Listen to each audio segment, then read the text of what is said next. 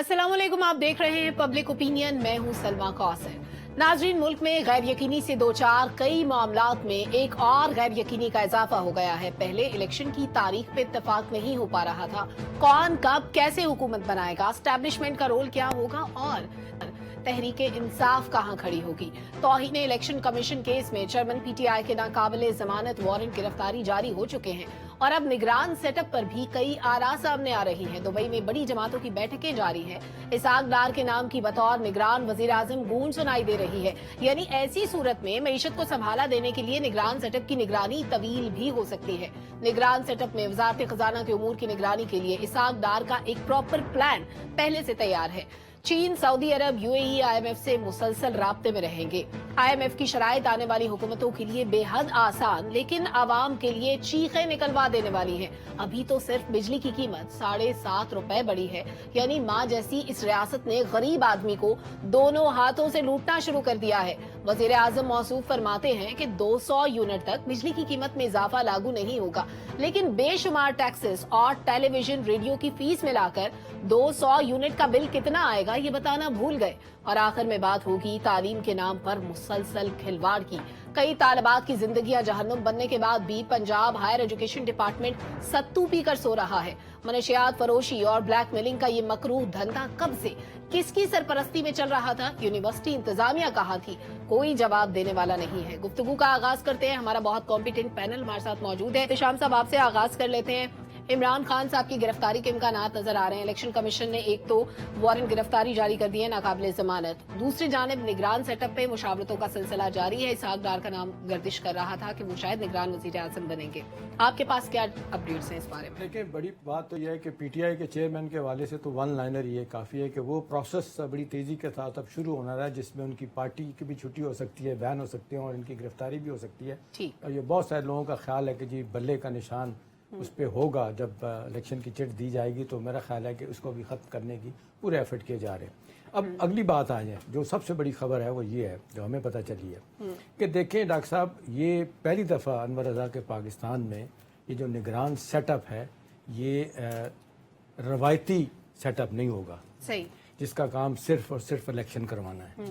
ये 9 महीने का पीरियड जो IMF ने दिया है, जिसकी 4 बड़ी कड़ी शराइत हैं, उस पर अमल दरामद होना है और ये इसको आप कहते हैं कि तसलसल बरकरार रखना होगा। लिहाजा ये बहुत से हवालों से कहा जा सकता है कि ये 3 महीने वाली बात बज़ाहिर नज़र नहीं आती। अब रह गया सवाल कि जो चीज़ें पहले नवाज शरीफ और जरदारी साहब में तय हुई थी, बड़ा शोर पड़ा, आपने देखा फौरी तौर पे फजल रहमान साहब ने रिएक्ट किया, फिर उनकी तरफ से आया कि किसी तरीके से इनको सेटिस्फाई किया जाए, तो दोबारा मीटिंग की बात हो रही है। मिल तो रहे हैं, लेकिन इत्तलात ये है कि सिर्फ सलीमुल्लाह कलीमुल्लाह खिलाया जा रहा है। बहुत सारी चीज़ें तयन चीज़ों का हो चुका है। मोस्ट प्रोबेबली इसहाक डार साहब ही जो बनेंगे केयर टेकर प्राइम मिनिस्टर, और एक लंबे अरसे के लिए बनेंगे। और वो जो 4 बड़ी शराइत हैं, 400 रुपये की जो मरात याफ्ता तबका है उनसे सब्सिडी को वापस लेना, ये एक्सपेंडिचर को तेज़ी के साथ आगे बढ़ाना, ये जो आपकी अदारे नुकसान पे नुकसान चल रहे हैं इनको निजकारी करना और आमदनी के ज़राए बढ़ाना आउटसोर्सिंग के साथ साथ। ये अगर हम नहीं करते तो वो कहते हैं रियासत का काम रुक जाएगा।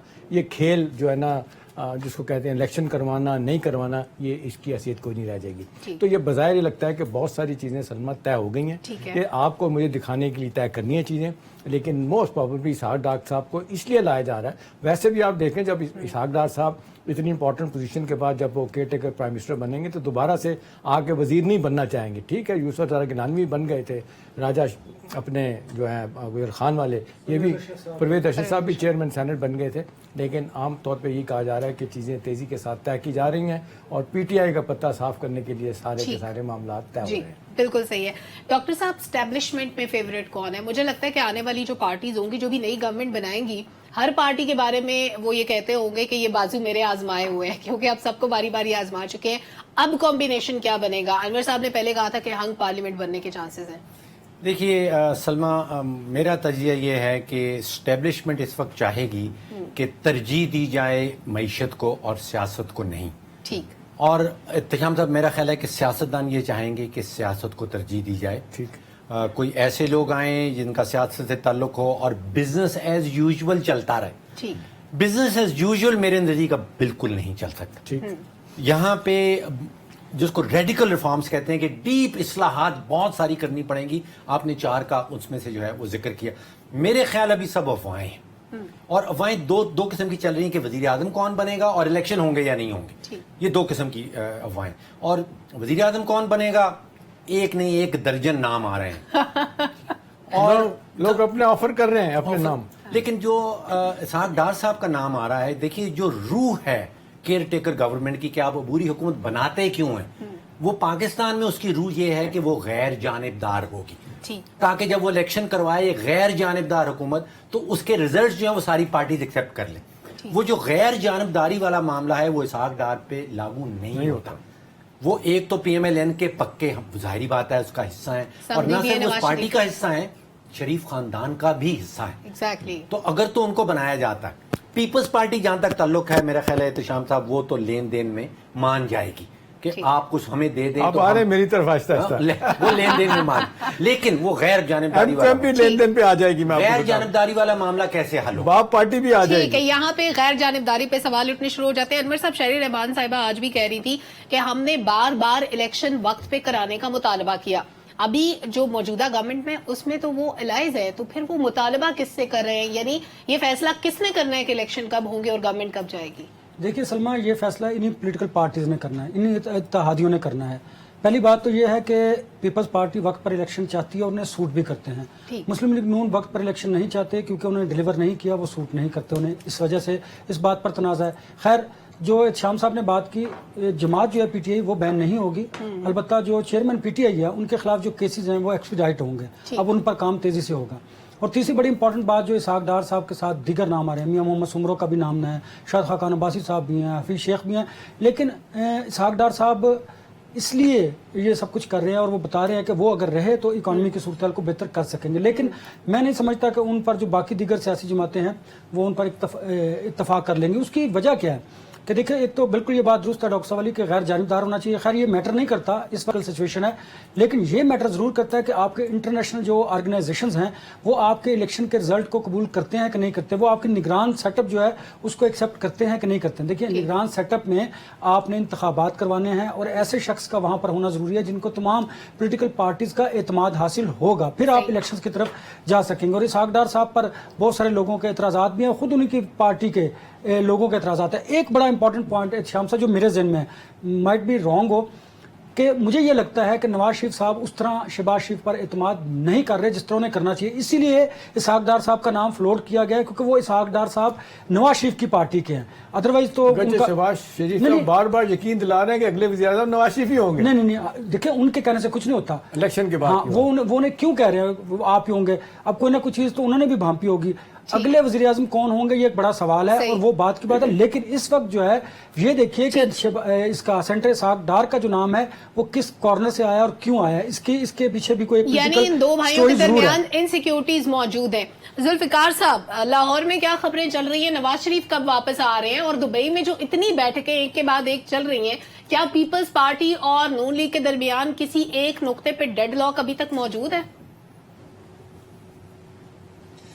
میرا خیال ہے کہ ڈیڈ لاک لاسٹ ٹائم بھی میں نے کہا تھا کہ جن ایشوز پہ تھا اس پہ دور کر دیا گیا. زرداری صاحب کے کچھ تحفظات تھے, دور کر دیے گئے. بنیادی طور پہ ان کو سمجھا دیا گیا کہ جو عبوری حکومتیں بن رہی ہیں وہ حصہ بے قدر جزا آپ کے جس ایریے میں جو فال کرتا ہے اس کی مرضی سے بنے گی.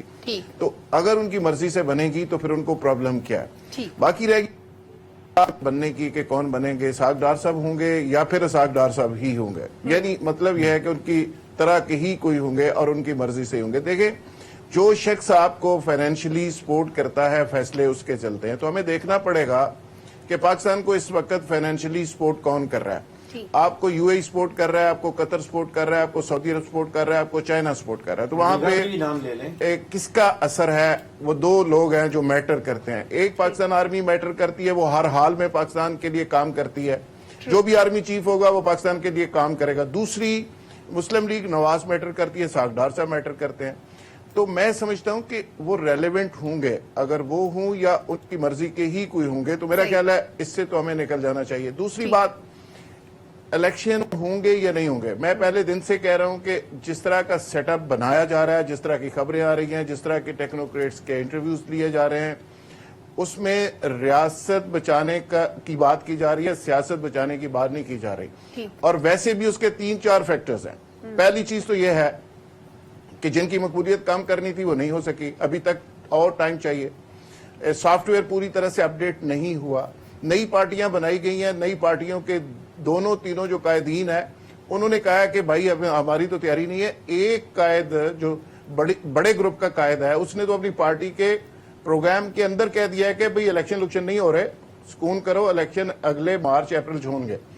سو 2 وجوہات. تیسری وجہ یہ ہے کہ انتخاب اگر ہوتے ہیں تو اس کے نتائج کو تسلیم کون کرے گا, پھر اس کے نتیجے میں جو انارکی پیدا ہوگی. یہ 3-4 چیزیں ہیں جو پریشان کر رہی ہیں. اور آخری بات یہ ہے کہ ابھی جو گرفتاری جس کی ہم بات کر رہے تھے اس کے بارے میں اسلام آباد میں پوری کھچڑی پک چکی ہے. ایف آئی اے پوری طرح سے تیار ہے. 2 کارنر سے گرفتاری کا پلان 2 جگہ سے ہو چکا ہے. اب وہ ایکسیکیوٹ ہوتا ہے یا نہیں ہوتا یہ آنے والا وقت ثابت کرے گا, لیکن گرفتاری کا پورا پلان بن چکا ہے. احتشام صاحب, ہم نے آئی ایم ایف سے پیسے لیے, پہلی کیس جو ہی آئی تو ہم نے کیا کیا کہ اپنے وزیروں کو پیسے بانٹنے شروع کر دیے. ادھر ہم الیکشن کی بھی تیاری کر رہے ہیں. لیٹ سپوز یہ الیکشن ہم نے کر بھی لیا, ابھی تک نئی مردم شماری کے نتائج نوٹیفائی ہو کے نہیں دے رہے. اگر پارٹیز نہیں مانے گی, اگر اس کے خلاف عدالت میں چلی جائیں گی, نئے سرے سے ہم اتنے اخراجات کہاں سے لائیں گے پورے کرنے کے لیے, پیسہ کہاں سے آئے گا؟ اور اگر ہم اس نگران سیٹ اپ کو پرولونگ کرتے ہیں تو پھر کیا آئی ایم ایف کے ساتھ ہماری ڈیل ڈسٹرب نہیں ہوگی, جن کو ہم یہ یقین دہانی کرا چکے ہیں کہ الیکشن ٹائم پہ ہوگا؟ سلمہ, آپ بڑی بھول میں ہیں, بھولی ہیں آپ کہتی ہیں کہ ہمارے پاس پیسے نہیں ہیں. 2 ارب 23 کروڑ روپے کی گاڑیاں آ رہی ہیں پنجاب حکومت میں جو افسروں کو دی جانی ہے, اور وہ نقوی صاحب جو چیف منسٹر ہیں, یعنی اس لوٹے پوٹے خزانے میں سے 2 ارب کی گاڑیاں, وہ کیا کہتے ہیں کہ جی افسروں کو ہم گاڑیاں دیں گے تو وہ کام کریں گے. تو دیکھیں ان حالات میں میرا خیال ہے ایک پیسہ میٹر کرتا ہے. 2 ارب 23 کروڑ روپے انور رضا بڑی رقم ہے ان حالات میں. آپ نے جناب جس انداز سے کہا گیا تھا کہ جی آپ 21 ارب روپے الیکشن کے لیے دے دیں, وہ نہیں دیا آپ نے. بہرحال گاڑیوں پہ اس طرح خرچہ ہو رہا ہے, یہی کام سندھ میں بھی ہو رہا ہے. دیکھیں یہ سارا کچھ یہ بڑا واضح طور پہ بتا رہا ہے کہ جتنے اس وقت ایکٹیو سیاسی پلیئر ہیں, جتنی سیاسی جماعتیں اس وقت حکومت میں ہیں, سلمہ ان کا بڑا پرفاؤنڈ یہ پیٹی پولیٹیکل پرسنل انٹرسٹ ہے کہ اس سیٹ اپ کو چلنے دیا جائے. اب جو ڈاکٹر صاحب بات کر رہے تھے نا کہ جی اب یہ سسٹم کو اگر چلنا ہے, اور جو اسٹیبلشمنٹ بھی چاہتی ہے کہ جی ہماری اکانومی ٹھیک ہوگی, ساری چیزیں چلیں گی, اس سارے سینیریو کو دیکھتے ہوئے تو لگتا نہیں ہے کہ کوئی عام حالات کے الیکشن ہو جائیں گے اور کوئی اور پارٹی آ جائے گی اور ہم یہ افورڈ کر سکتے ہیں کہ جی ایسے معاملات کو چلاتے رہیں. لیکن اب وہ کرٹیکل مومنٹس آ گئے ہیں کہ جس پہ اب حکومت نہیں چل سکتی. جس طرح رو پیٹ کے ہمیں $3 بلین کا 9 ماہ کا یہ پیکج ملا ہے, میرا خیال ہے اگر یہی حالات رہے تو آئندہ ہمیں کوئی پیکج نہیں ملے گا. بڑا واضح طور آئی ایم ایف کی رپورٹ آ گئی, وہ پڑھ لے, وہ کیا کہتی ہے, سخت ترین اقدامات کی ضرورت ہے. اور اگلے کے لیے وہ کہتے ہیں 2024 میں پاکستان کو ہمیں ہمارے پاس دوبارہ آنا پڑے گا کہ ایک نیا پیکج لیا جائے. اب یہ سارے سینیریو کو آپ لنک کریں نا سیاسی چیزوں سے, تو بڑا واضح طور پہ سلمہ ایک بات دوبر کے سامنے آتی ہے کہ یہ اس وقت ہونا یہ چاہیے کہ ساری سیاسی جماعتیں اسٹیبلشمنٹ بیٹھ جائیں, کبھی ملک کو بچا دیں, نعرے بازی نہ کریں کہ جی ہم نے ریاست بچائی ہے, ریاست بچانی ہے اور اپنا سیاست نہیں بچانی. اصل میں سارے لوگ سیاست ہی بچا رہے ہیں, ریاست کو کوئی نہیں بچا. ریاست پہ کسی کا دھیان نہیں ہے. ڈاکٹر صاحب ایک بڑی ٹیکنیکل سی چیز, آئی ہوپ کہ اس پہ آپ بہت اچھے سے آپ الیبوریٹ کر سکیں گے.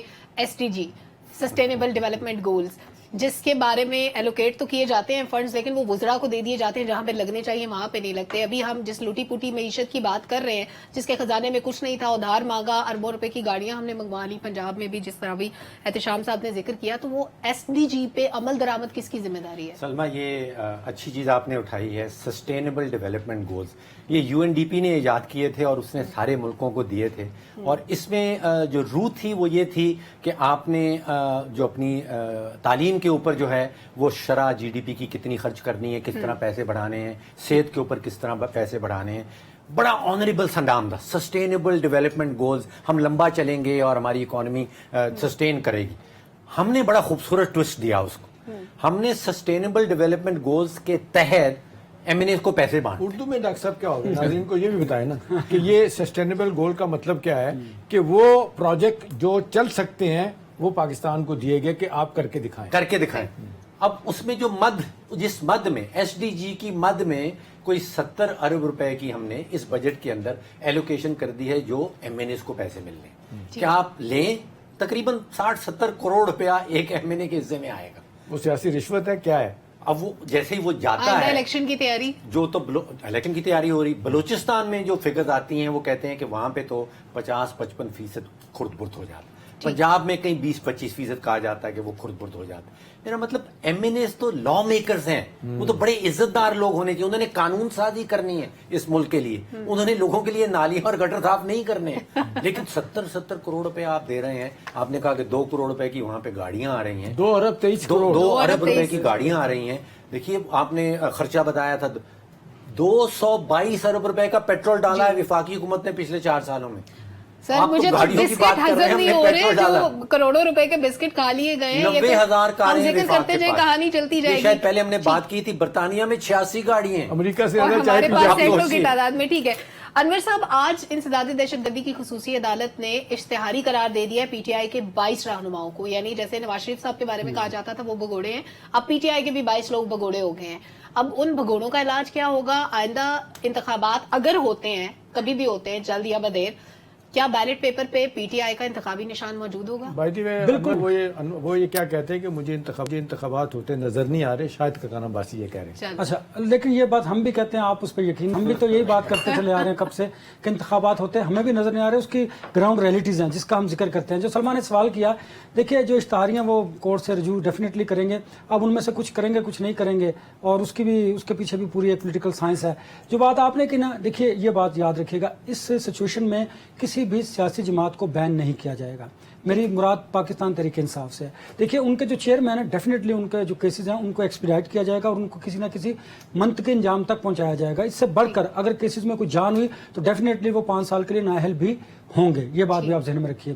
لیکن آپ بلے کے نشان کو ختم نہیں کر سکتے۔ دیکھیے یہ غیر جمہوری بیلٹ پیپر میں بلے کا نشان ہوگا نہیں تو پھر کیا ہوگا؟ نہیں ہوگا ڈاکٹر صاحب، وہ ہوگا، وہ پری پول ریگنگ یہی ہوتی ہے۔ نہیں وہ ہوگا والے دن کچھ نہیں ہو سکتا۔ نہیں وہ ہوگا پہلے سے ہونا جو ہونا ہے۔ دیکھیے آپ ایک نا پری پول ریگنگ، پول ریگنگ، اس کا آفٹر پول ریگنگ، یہ ساری چیزیں آپ کو پتہ ہے اس پاکستان میں کیسے ہوتی آ رہی ہیں۔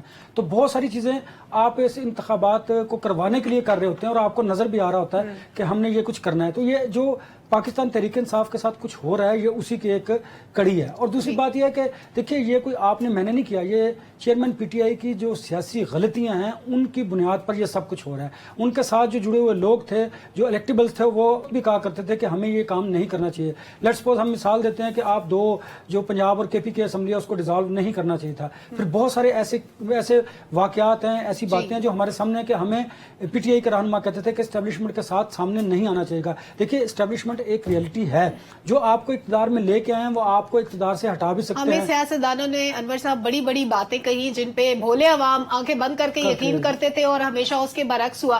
ذوالفقار صاحب، بہت ساری چیزیں چل رہی ہیں، ون بائی ون ہم نے کوشش کی کہ سب کو ایڈریس کریں، لیکن جو ملاقاتیں ہو رہی ہیں ان کا ذکر نہیں ہوا۔ مولانا فضل الرحمان ادھر چھوٹی جماعتوں کے رہنماؤں سے ملاقاتیں کر رہے ہیں، ادھر باہر زرداری صاحب اور نواز شریف کی ملاقاتیں چل رہی ہیں۔ تو یہ جو پاکستان کے اندر ملاقاتیں ہو رہی ہیں چھوٹی جماعتوں کے رہنماؤں کے ساتھ، یہ کیا کوئی نیا الائنس بننے والا ہے آئندہ انتخابات کے لیے؟ کیونکہ مولانا ابھی تک ناراض ہیں، پوری طرح مانے نہیں ہیں وہ۔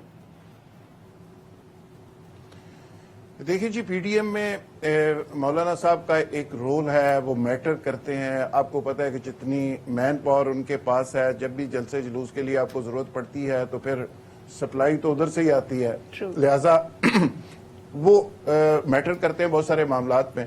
انہوں نے بہت سارا ساتھ دیا، نواز شریف صاحب کو باہر بھیجنے کے وقت بھی انہوں نے ایک لانگ مارچ کیا تھا، آپ کو یاد ہے۔ تو تھرو آؤٹ ان کا ایک رول ہے۔ زرداری صاحب کے وہ بڑے ذاتی دوست ہیں، تو ان کو ناراض نہیں کیا جا سکتا اور ان کو منا کے ساتھ ساتھ لے کے چلنا ہے۔ اب ڈیزائن یہ ہے کہ پیپلز پارٹی یہ کہتی رہے گی کہ دیکھیں جی وقت پہ الیکشن ہونے چاہیے اور ہمارا یہ مطالبہ ہے اور ہم ڈیموکریٹ ہیں اور ہم ڈیموکریٹک نارمز کو نہیں چھوڑ سکتے۔ نون لیگ بھی کہے گی کہ جی دیکھیں یہ الیکشن تو ہونے چاہیے، اور ساتھ ساتھ باقی چیزیں بھی چلتی رہیں گی، سافٹ ویئر بھی اپڈیٹ ہوتا رہے گا، باقی چیزیں بھی ہوتی رہیں گی۔ لیکن اصل خبر یہ ہے کہ سعد رضوی صاحب جو ٹی ایل پی کے سربراہ ہیں، ان کی عمران خان سے رابطہ ہوا ہے۔ اچھا، انہوں نے کہا کہ جی ہم آپ کو اس سچویشن سے نکال، آپ ہمیں 50% سیٹیں دے دیں، اور اس پہ نیگوسیشن ہو رہی ہے۔ یہ میں کو ہوا میں بات نہیں کر رہا، یہ کسی جگہ پہ یہ گفتگو ریکارڈ ہوئی ہے اور ان کا رابطہ اسٹیبلش ہوا ہے۔ پی ٹی آئی اور T L P seat adjustment کی باتیں کر رہی ہیں۔ सीट एडजस्टमेंट की बातें कर रही हैं और बड़ी गारंटियां दे रहे हैं साथ रिजवी अच्छा, साहब और साथ साथ जुल्फकार एक चीज बताएं, पीटीआई जमात इस्लामी से जुल्फकार एक चीज बताएं, ये जो बात हो रही है फजल रहमान साहब की, ये खबरें भी आ रही हैं कि 2024 तक 6 माह के लिए उनको कहा जा रहा है कि जी सेनेट का चेयरमैन बना दिया जाए, 6 महीने जब पूरे हो जाएं तो सादिक संजरानी को दोबारा 2024 में लाया जाए। आपकी क्या इत्तला है? देखिए वो तो प्रेसिडेंट के भी उम्मीदवार हैं, वो कहते हैं जी प्रेसिडेंट मेरे से बेहतर कोई हो ही नहीं सकता, तो ये भी पॉसिबिलिटी है जिसकी बात आप कर रहे हैं। लेकिन मैं ये कह रहा हूं कि पीटीआई के चेयरमैन एक मजहबी जमातों का अलायंस बनाने जा रहे हैं जिसमें सुन्नी जमातों के कुछ 3-4 धड़े हैं, उनसे उनकी बात हो गई है, जमात इस्लामी के साथ वो राब्ते में है, वो टीएलपी के साथ राब्ते में, तो एक पैरेलल छोटी जमातें जो बच गई हैं पीडीएम से बाहर हैं, उनका अलायंस वो बना के वो अपनी सर्वाइवल की जंग एक नए तरीके से लड़ने की कोशिश कर रहे जमातों हैं। की बहरहाल इंपॉर्टेंस मौजूद है, उनको नजरअंदाज नहीं किया जा सकता। एहतशाम साहब, आईएमएफ डील का हम जिक्र कर रहे थे, इलेक्शन की भी बात कर रहे थे, लेकिन इलाकाई अमन हमारा बड़ा जरूरी है। हम अपने खित्ते के अमन की तो बात करते हैं, लेकिन पाकिस्तान के अंदर अमन होगा तो बाकी चीजें होंगी। अफगानिस्तान गए थे आसिफ दुरानी साहब, वहां पे क्या हुआ? वहां पे कुछ अंदर की खबरें थी आपके पास? देखिए अगर टाइम है तो 2-3 चीजें बड़ी तेजी के साथ बताई जा सकती हैं। देखिए आसिफ दुरानी साहब हो गया, उससे पहले आपने देखा हमारे डिफेंस मिनिस्टर गए, उससे पहले हिना रबानी खर होकर गई, बड़ी सख्त वार्निंग दी गई लेकिन नहीं माने। अब लेटेस्ट जो है ना वो जो एक बयान दिया था आर्मी चीफ ने कोयटा में और उसके बाद कोर कमांडर कॉन्फ्रेंस के बाद कि ये अब इंटॉलरेबल हो गया, अब हम बर्दाश्त नहीं करेंगे। इस दफा जो खबर है सलमा वो ये है कि उन्होंने ये कहा है कि जी फरहमन शेख हमारी मजबूरी समझें कि अगर हम टीटीपी के खिलाफ कोई एक्शन लेते हैं, डॉक्टर साहब वो कहते हैं कि दाइश जो है ना हमारी दुश्मन है, ये टीटीपी जो पाकिस्तान वाली है दाइश के साथ मिल जाएगी। अभी 2 दिन पहले एक और बड़ी खबर है कि अमेरिका का टॉप लेवल डेलीगेशन जीएचक्यू होकर गया, जिसकी एक एडमिरल खातून, नाम मुझे नहीं पता चला उसका, वो लीड कर रही थी। वहां पे जो बहस हुई है उन्होंने कहा कि इसको मिल के हम दाइश को मारेंगे क्योंकि तीनों को दुश्मन ये लग रहा है। तो उनको बताया गया अफगान गवर्नमेंट को कि भाई इस दफा अगर ये आखिरी वार्निंग है, अब इसके बाद हमने आपसे कोई बात नहीं करनी, इनके खिलाफ अगर एक्शन नहीं लेते। उन्होंने 8 अरब रुपया बाय द वे दोबारा मांगा है कि इनको रीलोकेट करते हैं, इनको हटाने के। पाकिस्तान ने कहा कोई पैसा नहीं देंगे, इनके खिलाफ एक्शन देंगे। अगर एक्शन नहीं लिया जाता तो टाइम फ्रेम दिया गया उनको, और ये 2 से 2.5 महीने से का ज्यादा टाइम नहीं है, उसके बाद शदीद तरीन एक्शन अफगानिस्तान में जाके किया जाएगा। ये बहुत बड़ी खबर है कि पाकिस्तान ने इनकार कर दिया किसी भी किस्म की नेगोशिएशन से, अब अफगानिस्तान के अंदर जाके मारेंगे। अच्छा, ये हम टॉपिक से थोड़ा सा इधर उधर हो जाएंगे। डॉक्टर साहब, बिजली की कीमत बढ़ गई है, खामोशी से 7.5 रुपए बढ़ा दिए हुकूमत ने, और वजीर आजम ने इतनी मासूमियत से कहा कि 200 यूनिट तक जो इस्तेमाल करते हैं उनको इससे फर्क नहीं पड़ेगा। भाई जो भारी भरकम टैक्सेस आपने लगा दिए, radio fees, television fees, fuel adjustment, GST, ये गरीब आदमी कैसे पे करेगा? सलमा, हैरान कुन बात यह है कि इस वक्त जो आप 40-45 रुपए का यूनिट बिजली का खरीद रही हैं, उसके अंदर जो एनर्जी कॉस्ट कहलाती है वो सिर्फ एहतशाम साहब 6.5 रुपए की। उस 45 रुपए में सिर्फ 6.5 रुपए की एनर्जी कॉस्ट है। उसके अंदर 14 रुपए का जो है वो कैपेसिटी की पेमेंट जमा की गई है, और लगभग 23-24 रुपए का जो हम टीएनडी लॉसेज, उसको आसान अल्फाज में आप चोरी कह लें, तब जाके ये 45 रुपए का यूनिट आपको घर में पड़ रहा है। इसका एनर्जी कॉस्ट 6.5 रुपए की है। अच्छा, अब आप सोचिए कि पिछले 1 साल के अंदर आटे की कीमत में कोई 127, ये मैं हुकूमती इदादा शुमार आपको बता रहा हूँ, 1 साल के अंदर 127% इजाफा हुआ आटे की कीमत के अंदर। गैस 108% ऊपर है, चाय में 100% इजाफा हुआ। मतलब मेरी काफी जिंदगी गुजर गई इस मुल्क के अंदर, 1 साल के अंदर इतनी तेजी से बढ़ती हुई महंगाई मैंने पहले एक चीज बताएं, बिजली को अगर हम ले लें, इस वक्त कहा जा रहा है कि 52 रुपए पर यूनिट इस वक्त बिजली मिलनी जा रही है, और ये जो मजीद बढ़ाने वाली बात हो रही है, कहा जा रहा है कि ये 82 रुपए फी यूनिट तक चली जाएगी। और आप मुझे बताएं, आवाम तो वैसे अपने आप के गले काटने शुरू कर देगी, क्या करेगी? अच्छा, अब आप सोचिए, इसको कहा जाता है, हम कुर्बानी का बकरा बनाते हैं आईएमएफ को कि आईएमएफ की ये शर्त है कि बिजली का रेट बढ़ा दे। आप यकीन कीजिए, आप आईएमएफ का एग्रीमेंट खोल के देखिए, ना सिर्फ पाकिस्तान के साथ 180 मेंबर ममालिक हैं, वो किसी को नहीं कहते हैं कि आप बिजली का रेट बढ़ाएं, वो कहते हैं भैया चोरी दूर करो। जब चोरी दूर नहीं होती तो हमको line losses, distribution losses subsidy खत्म करें वो तो। और जो अपने लोगों को हजारों यूनिट्स बिजली मुफ्त में दी जाती है, पहले तो उसको खत्म करें। ब्रेक से वापस आकर अनवर साहब और जुल्फिकार साहब का भी कमेंट शामिल करूंगी कि जब 50 रुपए या इवन 82 रुपए तक भी अगर बिजली चली गई, वो पे करने के बावजूद एक आसानी ऑपरेशन थिएटर में पड़ा होता है कटे पटे जिस्म के साथ, तो डॉक्टर्स वीडियो बनाने पे मजबूर हो जाते हैं और वो ये कहते हैं कि बिजली नहीं है, हम ऑपरेशन कंटिन्यू नहीं कर सकते। ये हालात क्यों पैदा हुए? एक ब्रेक के बाद वापस आते हैं, कंटिन्यू करते हैं, हमारे साथ रहिए।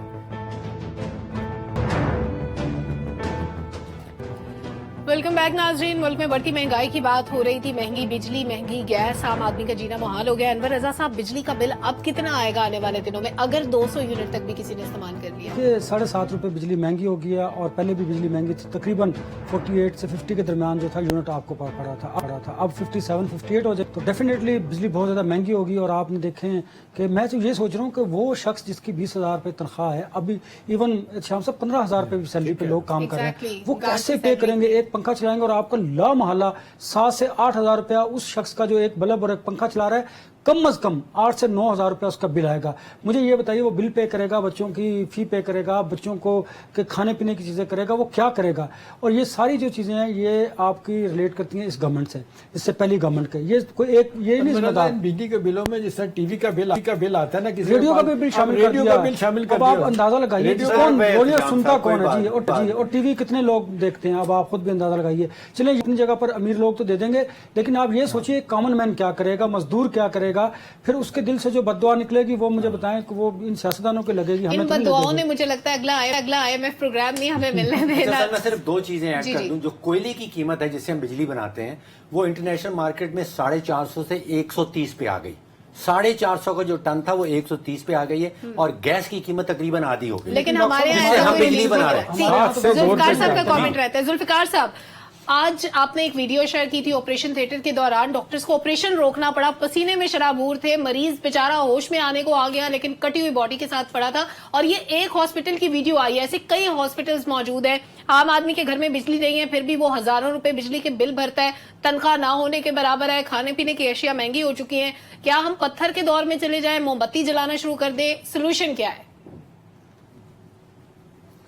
अब मेरा ख्याल है घर में एक मुलाजम आपको इसलिए रखना पड़ेगा कि वो लाइट बंद करता रहे, और कब जलाए कब बंद करे, इसके लिए एक बंदा आपको परमानेंट रखना पड़ेगा, क्योंकि वरना अफोर्ड नहीं की जा सकती। और जो वीडियो वाली बात है, हमने ये तो सुना था 2 नहीं, एक पाकिस्तान, और ये नहीं सुना था कि एक अस्पताल के अंदर 2 निजाम। और वहां पे सिचुएशन ये है कि वहां पे एक VVIP वार्ड है एडमंड ब्लॉक के साथ, वहां पे तो रोशनियां थी, और वहां पे जहां पे गरीब लोग बेचारों का ऑपरेशन चल रहा था और जो बेहोश थे, और डॉक्टर ने बेचारे बड़े दर्द के साथ वो बनाई। उसने कहा कि मुझे नहीं पता ये लोग उठेंगे या नहीं उठेंगे, यानी चंद लीटर यहाँ डीजल नहीं है, और वहां पे जहां पे VVIP लोग बैठे हैं वहां पे लाइटें जल रही हैं, वहां पे डीजल भी मौजूद है। यानी एक अस्पताल है और वहां पे 2 निजाम है। ये घर घर की कहानी है, ये हर इंस्टीट्यूशन की कहानी है।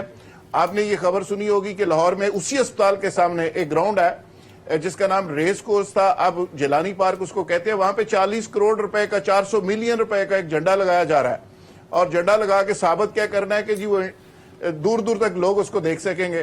भाई, जो पहले झंडा है उसके साथ लोगों को जोड़ो, उसके साथ लोगों की कितनी मोहब्बत आप पैदा कर रहे हो। लोग तो बेचारे इस रियासत को डिसऑन कर रहे हैं, उसकी वजह यह है कि रियासत उन लोगों को डिसऑन कर रही है।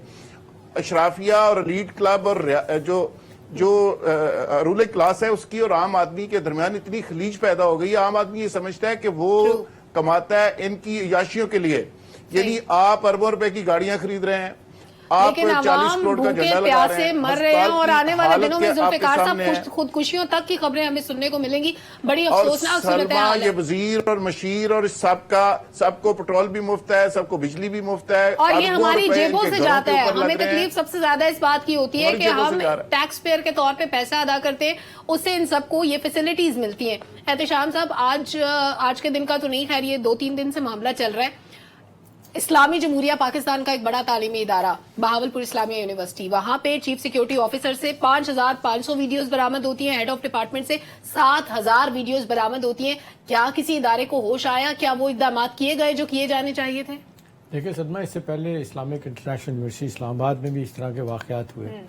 आपकी इस्लामाबाद अपना कायद आजम यूनिवर्सिटी में भी इस तरह के वाकयात मंशियात हुए। फरोशी के ठीक है वाकयात ना, बहुत हुए। पंजाब यूनिवर्सिटी में भी हुए। देखिए, अब इसको लोग न्यू नॉर्मल समझ रहे हैं माजत के साथ। अनवर रजा वो कहते हैं जी ठीक है, अब ये मनशियात वाला मामला हो, माई बॉडी माई डिसीजन वाली बात हो, ये इस तरह की चीज़ें खराफात वहाँ से शुरू हो गई माजत के साथ। तो LGBT के झंडे भी मैंने कुछ घरों पे लगे हुए देखे हैं, और तो और ये भी हो सेम सेक्स मैरिज वाले। देखिए, अब इसमें मसला ये है कि हुकूमत और रियासत को जो नोटिस जिन चीज़ों का लेना चाहिए, अभी देखें जहाँ पे अब कुछ माशरे ऐसे हैं, जैसे अब रशिया में देख लें, ऑर्थोडॉक्स क्रिश्चियन है, वहाँ पे सवाल ही नहीं पैदा होता। कुछ और मुल्कों में भी है, इजाज़त कतई तौर पर इनकी नहीं है। تو سوال یہ ہے کہ جی ہمارا تو اسلامی معاشرہ ہم تو تصور بھی نہیں کر سکتے. اصل بات یہ ہے کہ اگنور کیا جاتا ہے, چھوٹی سے چھوٹی حرکت کو اگنور. اب یہ 5,500 ویڈیو جس بندے کے پاس سے نکلی ہیں, کون یہ ویڈیو بناتا رہا, کس طرح بنتی رہیں, اور کتنی اس میں بچیاں بچے اس میں انوالو ہیں, کیا ہوگا یہ. اور پھر دیکھیں اس طرح کی چیزیں انور رضا ویڈیو ڈاکٹر صاحب باہر بکتی ہیں, بڑے بڑے پیسے ان کے دیے جاتے ہیں. تو یہ پلان طریقے سے سب کچھ ہو رہا ہے. میرا خیال ہے کوئی ایکشن نہیں ہے, کوئی نوٹس نہیں ہے. اگر نوٹس نہیں ہے, ایکشن نہیں ہوگا تو اس طرح کی چیزیں بڑھیں گی, کم نہیں ہوں گی. ہم آنے والی نسلوں کو کیا دینے, یہ سب سے بڑا سوال ہے. ڈاکٹر صاحب, اسلام آباد جس شہر میں ہم بیٹھے ہوئے اس وقت پروگرام کر رہے ہیں, یہاں پہ MNAs MPs بیٹھتے ہیں, لیجسلیشن ہوتی ہے, قانون سازی ہوتی ہے. اس شہر کی یونیورسٹیز کا حال اگر آپ جا کے دیکھیں تو آپ کو رونا آئے گا. وہاں پہ کس طرح منشیات فروشی بھی ہوتی ہے, اسٹوڈینٹس منشیات کے استعمال میں انوالو بھی ہوتے ہیں. کیا حکومت کی ناک کے نیچے یہ سب اتنی آسانی سے چل رہا ہے؟ حکومت سوئی ہوئی ہے, کسی کو پتا نہیں ہے کیا ہو رہا ہے. دیکھیے سلما, ٹو بی ریئلسٹک, جو یونیورسٹی کا نظام ہوتا ہے جہاں پہ آپ کے پاس بچے ہیں 16 17 18 19 سال کے, نہ صرف پاکستان کی یونیورسٹیز, دنیا بھر کی یونیورسٹیز میں یہ پرابلمز ہیں. ڈرگس کا پرابلم ہے, ویڈیوز کا پرابلم, جب سے یہ انٹرنیٹ کا معاملہ آیا ہے یہ دنیا بھر کی یونیورسٹیز میں پرابلم ہے. دیکھیے ہم نے جاننا ہے وجوہات اور پھر اس کو روکنے کا طریقہ.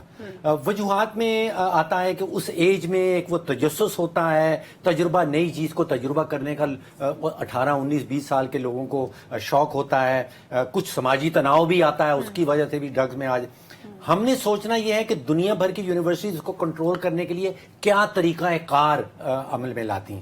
دیکھیے ایک تو آگاہی اور تعلیم کی کیمپینز. ہمارے ہاں میں نے نہیں دیکھا کہ یونیورسٹیز کے اندر یا یونیورسٹی سے باہر یا میڈیا کے اندر تعلیم دی جائے, آگاہی کی کیمپین چلائی جائیں کہ یہ کام جو آپ کر رہے ہیں یہ آپ کو کتنا نقصان پہنچا سکتا ہے. ایک اور بڑا امپورٹنٹ ایشو میں نے دیکھا ہے دنیا بھر کی یونیورسٹیز کے اندر, ان کی اپنی احتجام تک کیمپس پولیس ہے. امریکہ میں تقریباً ہر یونیورسٹی کے اندر ایک کیمپس پولیس ہے. اسٹینفورڈ یونیورسٹی میں امریکہ میں ان کی اپنی پولیس ہے, ان کے پاس گاڑیاں ہیں, اور پھر وہ رینڈم چیکنگ کرتے ہیں. پورے شہر ہیں جی یونیورسٹیاں کیا ہے. تو ہم نے طریقہ کار اپنانا ہے کہ یہ چیزیں ملیں گی. یہ پاکستان کی یونیورسٹیز میں, یہ امریکہ کی یونیورسٹیز میں, یورپ کی یونیورسٹیز میں یہ چیزیں ایگزسٹ کرتی ہیں. ہمیں اس کا سولوشن ڈھونڈنا ہے, وجوہات ڈھونڈ کے اس کا سولوشن ہے. انور صاحب, آپ سارا دن صحافیوں میں اٹھتے بیٹھتے ہیں, ایسی خبریں آپ کے پاس بھی آتی ہوں گی. کوئی ڈپارٹمنٹ, کوئی NGO, کوئی ادارہ اویئرنیس کے لیے کام کر رہا ہے کیا؟ لوگوں کے والدین کو پتہ ہے کہ ان کے بچے کس ماحول میں جا کے پڑھتے ہیں؟ دیکھیے سلما, اویئرنیس کی بات تو میں بعد میں کروں گا. مجھے یہاں پر ایک خیال آ رہا تھا کہ ہم ہر پازیٹیو چیز کو نیگیٹو کی طرف لے جاتے ہیں. مثلا یہ موبائل جو میرے ہاتھ میں ہے, یہاں پر جو سوشل میڈیا ہم کہہ رہے ہیں اتنا تیزی سے پھیل رہا ہے, یہ بگاڑ کا باعث ہے. پہلی بات. دوسری بات یہ ہے کہ ڈرگز جو ہیں وہ اسلام آباد کی یونیورسٹیز میں سر عام بک رہی ہیں, اور ہم سب کو پتا ہے. اگر مجھے پتا ہے تو گورنمنٹ آفیشلز کو کیوں نہیں پتا ہوگا, IG صاحب کو کیوں نہیں پتا ہوگا, پولیس کے ساتھ ساتھ باقی جو ڈپارٹمنٹ ہیں انویسٹیگیشن کرتے ہیں, تحقیقاتی ادارے ہیں, ان کو بھی پتا ہے. اب رہی بات, دیکھیے ایک تو ہوتی ہے ماں باپ کی تربیت, وہ تو کسی حد تک کام آتی ہے, لیکن جب آپ اسکول جاتے ہیں پھر آپ کو نہیں پتا آپ کا بچہ کیا کر رہا ہے کیا نہیں کر رہا. میں آپ کو ایک واقعہ کوٹ کرتا ہوں, بڑا امپورٹنٹ. یہاں پر ایک بڑے امپورٹنٹ ادارے کے ایک ہمارے دوست تھے, وہ ان کی مجھے کال ہے کہ آپ امیڈیٹلی ذرا اسکول کے باہر آ جائیے. میں نے کہا خیریت ہے؟ انہوں نے کہا میرا بچہ اسکول میں نہیں گیا, اسکول سے مجھے کال آئی. دیکھا تو شام صاحب 3 بچے 4 مل کے وہ اسکول سے غائب ہوئے, اور کیا تھا وہ کہہ رہے تھے کہ جی ہمارے ماں باپ ہمیں پارٹی نہیں کرنے دیتے, تو وہ چھپ کر پیسے جمع کرتے رہے, جب پیسے اکٹھے ہو گئے تو وہ پارٹی کرتے رہے باہر. اب آپ دیکھیے اسی طرح کے, یہ دیکھیں بڑا الارمنگ ہے. اب وہ کل کو یہی لوگ بچے جو ہے نا, آپ ان میں سے کوئی ایک ایسا ہوگا ان کو ڈرگ کی طرف لگا دے گا, انہی میں سے کوئی ایسا ہوگا جو ان کو بیرا روی کا شکار کر دے گا. دیکھیے ہمیں ان چیزوں کو ایڈریس کرنے کی ضرورت ہے. میں یہ سمجھتا ہوں کہ والدین جو ہے وہ اپنے بچوں کو اسکول بھیجنے کے بعد کہتے ہیں کہ شاید میری ذمہ داری پوری ہوگی, ہمیں اپنے والدین کو بھی رسپانسبلٹی لینی پڑے گی. ایک جملہ میں ایڈ کروں گا پھر ذوالفقار سے جو کامنٹ لیجیے. دیکھیں بنیادی طور پہ جو ہے جملہ ہے نا, مجھے یاد آ گیا جی, مختار مسعود صاحب بہت زبردست رائٹر تھے, آواز دوست ان کی کتاب بڑی شاہکار کتاب ہے. وہ کہتے ہیں کہ جی بیسیکلی یہ فکرہ ایک ہوتا ہے دہشت گردی کے حوالے سے, لیکن ہر جگہ پہ ہو سکتا ہے فکر. وہ کہتے ہیں کہ اگر سرحدوں پہ خون نہ گرے تو سرحدیں مٹ جاتی ہیں. تو دیکھیں سختی جب تک آپ نہیں کریں ہمیں سختی کرنی نہیں کریں گے تو چیزیں نہیں ٹھیک ہوں گی. ذوالفقار صاحب, ہم کس تباہی کے انتظار میں ہیں مزید؟ سلما, یہ جس تعلیمی ادارے کی بات ہو رہی ہے وہاں 65,000 طلبہ طالبات روزانہ جاتے ہیں, 6,000 ملازمین وہاں پہ روزانہ جاتے ہیں, 28,000 طالبات اس یونیورسٹی کا حصہ ہیں جو روزانہ کی بنیاد پہ وہاں پہ پڑھتی ہیں. اب بدقسمتی دیکھیں کہ وہاں پہ IG صاحب نے جو وہاں پہ وائس چانسلر کے خط کے جواب میں خط لکھا ہے اور اس کی ریبٹل دی ہے, انہوں نے واضح طور پہ کہا ہے کہ یہ انٹیلیجنس بیسڈ آپریشن تھا, اور ہمارے پاس تمام شواہد موجود ہیں, ہم چیف منسٹر کو آگاہ کر چکے ہیں. میری وہاں پہ کچھ انویسٹیگیٹر سے بات ہوئی اور जिनको ये रिपोर्ट्स मुरतब की थी वो इतनी खौफनाक है सलमा कि मैं यहाँ पे उसका जिक्र भी नहीं कर सकता, लेकिन मैं इतना जरूर बताऊंगा कि वहां पे हॉस्टल की वार्डन जो है वो एम्बुलेंस के अंदर उन लड़कियों को डाल के वो लिख देती थी रजिस्टर पे कि फलां लड़की बीमार है, उसको एम्बुलेंस के अंदर डाला जाता था और फार्म हाउसेस के ऊपर ले जाया जाता था, और वहां पे कई प्रोफेसर और कई टीचर्स इस सारे माफिया का हिस्सा थे। आप मुझे बताएं कि जब सिक्योरिटी चीफ जो है जिसने हिफाजत करनी है वो दरिंदा बन जाए, असातिज़ा जिन्होंने वो ब्लैकमेलिंग पे आ जाएं, और ड्रग माफिया का वहां पे इतना राज है कि आप हैरान होंगी। जो डीपीओ की रिपोर्ट है, जो इंटेलिजेंस की रिपोर्ट है, वो ये है कि 200 के लगभग वहां स्टूडेंट्स हैं जिनके ऊपर मुकदमे हैं 9C के। वेरी अनफॉर्चुनेट जुल्फिकार साहब, वक्त खत्म हो गया है। बहुत अफसोसनाक ये वाकया और ये पूरा केस जिस तरह से मीडिया सामने, आई एम श्योर कि कौम का मुस्तकबिल बचाने के लिए मनशियात फरोशों को और इस्तेमाल करने वालों को कड़ी से कड़ी सजा दी जाएगी। प्रोग्राम का वक्त खत्म हुआ। पब्लिक ओपिनियन से इजाजत दीजिए। अल्लाह हाफिज।